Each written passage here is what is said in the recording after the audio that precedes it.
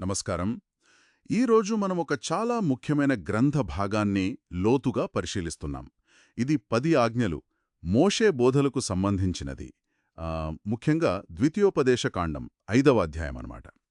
ఇక్కడ మోషే ఇశ్రాయేలీలతో మాట్లాడుతున్నారు. వాగ్దాన దేశంలోకి వెళ్లే ముందు హోరేబు పర్వతం దగ్గర దేవుడు వాళ్లతో చేసిన నిబంధనను గుర్తుచేస్తున్నారు.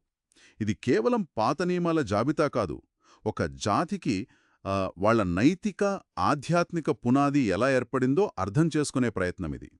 మన లక్ష్యం ఏంటంటే, ఈ ఆజ్ఞల వెనుక ఉన్న ఆ నేపథ్యం, వాటి లోతైన అర్థాలు, అవి ఎందుకంత కీలకమో చూడటం. అవునండి, సరిగ్గా చెప్పారు. ఈ అధ్యాయం మొదట్లోనే మోషే ఒక ముఖ్యమైన విషయం స్పష్టం చేస్తున్నారు. యెహోవా మన పితరులతో కాదు, నేడు ఇక్కడ సజీవులమయ్యున్న మనతోనే ఈ నిబంధన చేసెను అని. అంటే ఇది ఎప్పుడో జరిగిపోయిన కథ కాదు, ఇప్పుడు బ్రతికున్న వాళ్లతో దేవుడు చేసుకున్న ప్రత్యక్ష ఒప్పందం అనమాట. అంతేకాదు, ఆ అనుభవం ఎంత తీవ్రంగా ఉందో కూడా చెప్తున్నారు.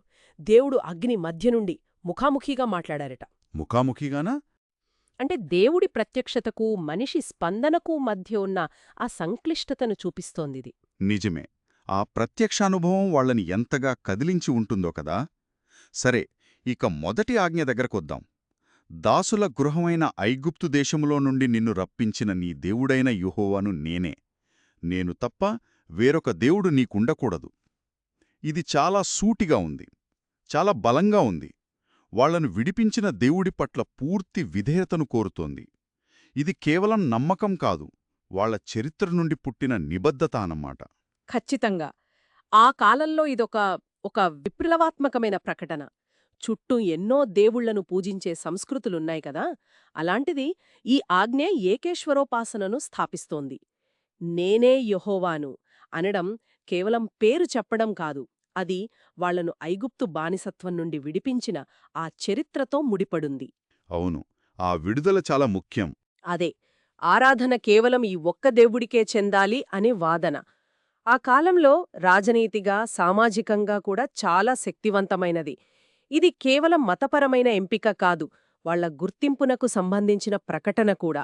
నిజమే, అది వాళ్ల ఉనికికే సంబంధించిన విషయం. ఇక రెండో ఆజ్ఞ చూస్తే, ఇది విగ్రహారాధనను చాలా తీవ్రంగా వద్దంటుంది. పైనున్న ఆకాశమందేగాని, క్రిందునున్న భూమి అందేగాని, నీళ్లయందేగాని యుండు దేని పోలికనైనా విగ్రహమును చేసుకొనకూడదు అని. వాటికి నమస్కరించద్దు, పూజించద్దు కూడా అని. అవును, దానికి జోడించిన హెచ్చరిక ఇంకాస్త గట్టిగా ఉంటుంది. తనను ద్వేషించే వారి విషయంలో 3-4 తరాల వరకు తండ్రుల దోషాన్ని కుమార్ల మీదకు రప్పిస్తానని, కాని తనను ప్రేమించి తన ఆజ్ఞలను పాటిస్తే 1000 తరాల వరకు కరుణ చూపిస్తానని దేవుడు చెప్తున్నాడు.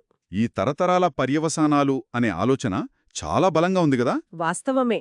ఇక్కడ రోషముగల దేవుడును అనే మాట ఉంది. రోషమా అంటే? అంటే దేవుడికి మనలాంటి కోపం, అసూయ ఉందని కాదు. తన నిబంధన పట్ల, తన ప్రజల పట్ల ఆయనకున్న ఆ తీవ్రమైన నిబద్ధతను చూపిస్తుంది. వారి నుండి పూర్తి విశ్వాసాన్ని ఆశిస్తున్నారన్నమాట. ఆయన స్థానంలో దేన్ని, అంటే కనిపించే విగ్రహమైనా మరేదైనా సహించనని చెప్పడం. ఇక తరతరాల ప్రభావమంటారా? అది ఆనాటి సమాజాల్లో ఉండే సమష్టి బాధ్యత అనే భావనను చూపిస్తుంది. అంటే ఒకరి పనికి అందరిమీద ప్రభావం ఉంటుందని. అవును, వ్యక్తిగత పనులకు కూడా సమాజంపై, భవిష్యత్ తరాలపై ప్రభావం ఉంటుందని గుర్తించడమన్నమాట. ఇది ఆజ్ఞల ప్రాముఖ్యతను ఇంకా పెంచుతుంది. ఆ రోషము అంటే నిబంధన సంబంధానికి సంబంధించిన తీవ్రత అన్నమాట. ఆ కోణం బాగుంది. సరే, మొదటి 2 ఆజ్ఞలు ఎవర్ని ఎలా ఆరాధించాలో చెప్పాయి. మూడవది దేవుని పేరు గౌరవం గురించి. నీ దేవుడైన యెహోవా నామమును వ్యర్థముగా ఉచ్చరింపకూడదు అని. వ్యర్థంగా వాడటం అంటే కేవలం తిట్టడమా, లేక అబద్ధ ప్రమాణాలా? ఇంకా వేరే అర్థం ఉందా? మంచి ప్రశ్న అడిగారు. వ్యర్థముగా అనే మాటకు చాలా విస్తృతమైన అర్థముంది. కేవలం అబద్ధ ప్రమాణాలు చేయడమే కాదు, దేవుడి పేరును తేలికగా తీసుకోవడం, అగౌరవపరచడం, లేదా ఆ పేరును మన స్వార్థానికి వాడుకోవడం, ఆయన ప్రతినిధులుగా ఉండి ఆయన పేరుకు చెడ్డపేరు తేవడం, ఇవన్నీ వస్తాయి. అప్పట్లో పేరు అంటే కేవలం పిలుపు కాదు కదా, అది వ్యక్తి స్వభావాన్ని, అధికారాన్ని, శక్తిని సూచిస్తుంది. కాబట్టి దేవుడి పేరును గౌరవించడమంటే దేవుణ్ణే గౌరవించడం, అలా చెయ్యని వాళ్లను దేవుడు నిర్దోషిగా ఎంచడు అనే హెచ్చరిక దీని ప్రాముఖ్యతను తెలియజేస్తుంది. దేవుని పేరుకే అంత ప్రాధాన్యతుందన్నమాట. సరే, ఇక 4వ ఆజ్ఞ విశ్రాంతి దినం గురించి మాట్లాడుతుంది. నీ దేవుడైన యెహోవా నీకాజ్ఞాపించినట్లు విశ్రాంతి దినమును పరిశుద్ధముగా ఆచరించుము. 6 రోజులు పనిచేసి 7వ రోజు విశ్రాంతి. ఇక్కడ నన్ను ఆకట్టుకున్న విషయమేంటంటే, ఈ విశ్రాంతి ఎంత అందరికీ వర్తిస్తుందో చూడండి. నీవైనను, నీ కుమారుడైనను, నీ కుమార్తె అయినను, నీ దాసుడైనను, నీ దాసి అయినను, నీ ఎద్దైనను, నీ గాడిదే అయినను, పరదేశి అయినను ఏ పనియూ చెయ్యకూడదు అని. అంటే యజమాని నుండి పనివాళ్లు, పశువులు, చివరికి పరదేశీ వరకు అందరూ. ఇది నిజంగా చాలా గొప్ప విషయం. ముఖ్యంగా ఈ అధ్యాయంలో దీనికి చెప్పిన కారణం గమనించాలి. నిర్గమకాండంలో విశ్రాంతి దినానికి కారణం దేవుడి సృష్టితో ముడిపడి ఉంటుంది. అవును, దేవుడు 6 రోజులు సృష్టించి 7వ రోజు విశ్రమించారు కదా. దాసుడువై ఉన్నప్పుడు దేవుడు నిన్ను రప్పించాడని గుర్తు చేసుకోమని చెప్తుంది. అందుకనే విశ్రాంతి దినం పాటించాలని వాళ్ళు ఐగుప్తులో అనుభవించిన ఆ అలుపెరగని బానిసత్వాన్ని గుర్తుంచుకుని, దేవుడిచ్చిన విడుదలను, విశ్రాంతిని జ్ఞాపకం పెట్టుకుని, తమ కింద పనిచేసే వాళ్లకు కూడా అదే విశ్రాంతి ఇవ్వాలని ఇది చెప్తోంది. నీవలే నీ దాసుడును నీ దాసియును విశ్రమింపవలను అనే మాట. అవును, ఆ మాట ఆ కాలానికి చాలా చాలా ప్రగతిశీలమైనది. విశ్రాంతి అనేది అందరి అవసరం, అది ఒక హక్కు అని చెప్తున్నట్టుంది. నిజమే. ఆ ఐగుప్తు అనుభవం వాళ్ల చట్టంలో ఇంత బలంగా కనిపించడం గమనించాలి. ఇది కేవలం మతపరమైన ఆచారం కాదు, వాళ్ల సామాజిక నైతికతకు నిదర్శనం. సరే, దేవునితో సంబంధం, పని, విశ్రాంతి తర్వాత 5వ ఆజ్ఞ కుటుంబ బంధాల గురించి మాట్లాడుతుంది. నీ దేవుడైన యెహోవా నీకాజ్ఞాపించినలాగున నీ తండ్రిని నీ తల్లిని సన్మానింపుము అని. దీని ప్రత్యేకత ఏమిటంటే, దీనికో వాగ్దానం కూడా ఉంది. నీవు దీర్ఘాయుష్మంతుడవై నీకు క్షేమమగునట్లు అని.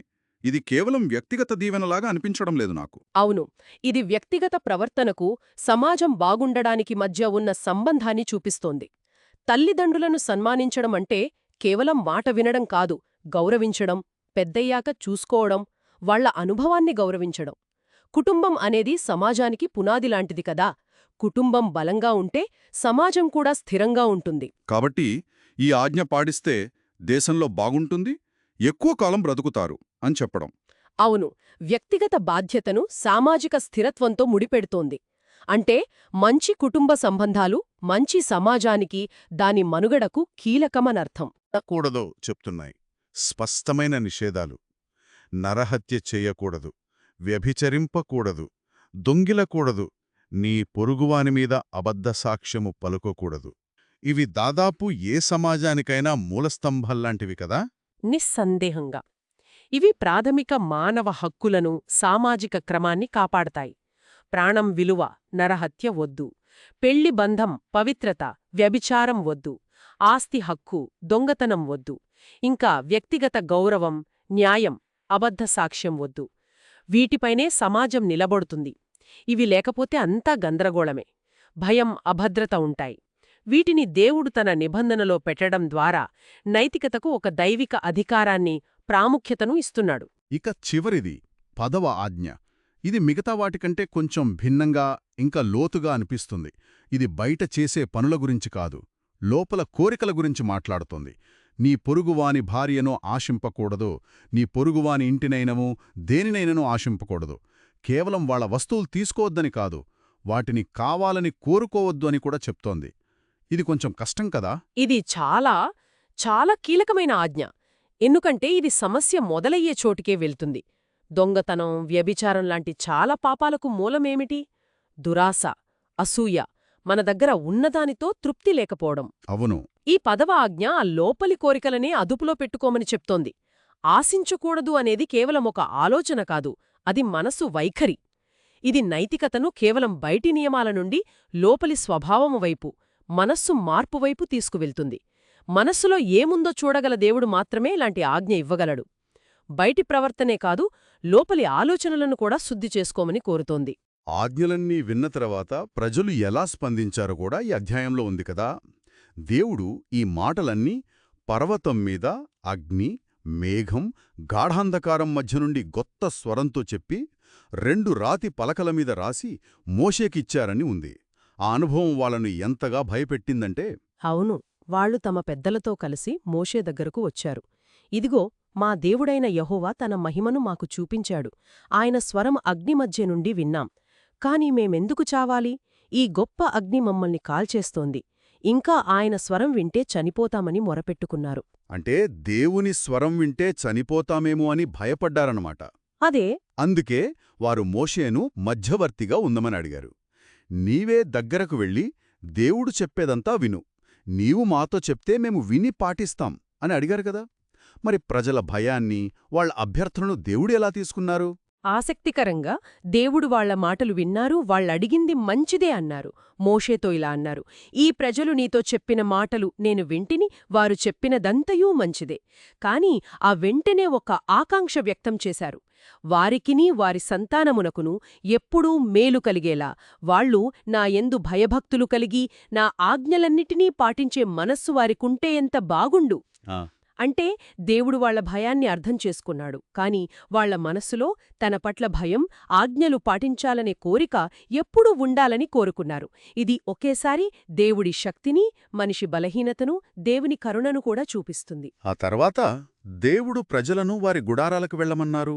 మోషేను మాత్రం తన దగ్గర ఉండమని, మిగిలిన చట్టాలు, నియమాలు చెప్తానన్నారు.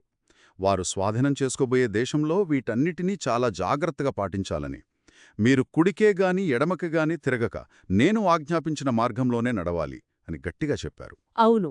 ఎందుకంటే అలా చేస్తేనే మీరు బ్రతికి మీకు మేలు కలుగును, మీరు స్వాధీనపరుచుకున్న దేశములో మీరు దీర్ఘాయుష్మంతులగుదులు అనే వాగ్దానం కూడా చేశారు.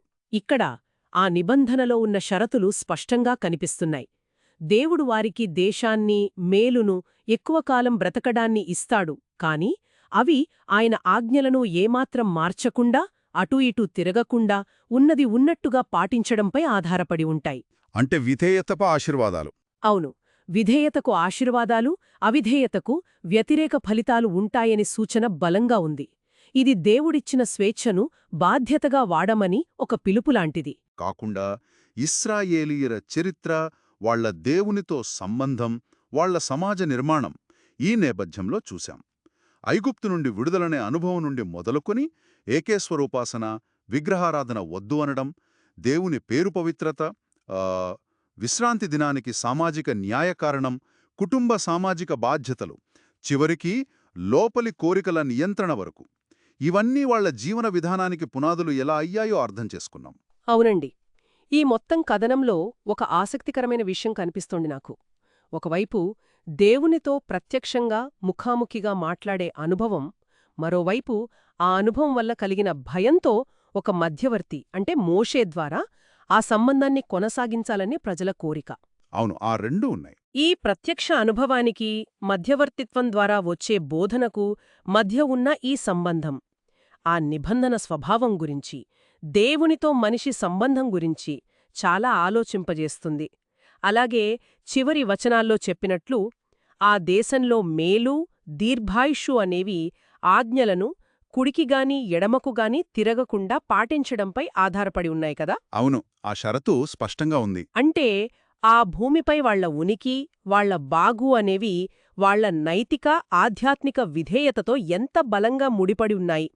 ఈ ఆజ్ఞలు కేవలం వ్యక్తిగత రక్షణకు సంబంధించినవి మాత్రమేనా, లేక ఒక సమాజం మనుగడకు, దాని స్థిరత్వానికి కూడా అంతే కీలకమా? ఈ ప్రశ్నల గురించి శ్రోతలు ఇంకాస్త లోతుగా ఆలోచించవచ్చు.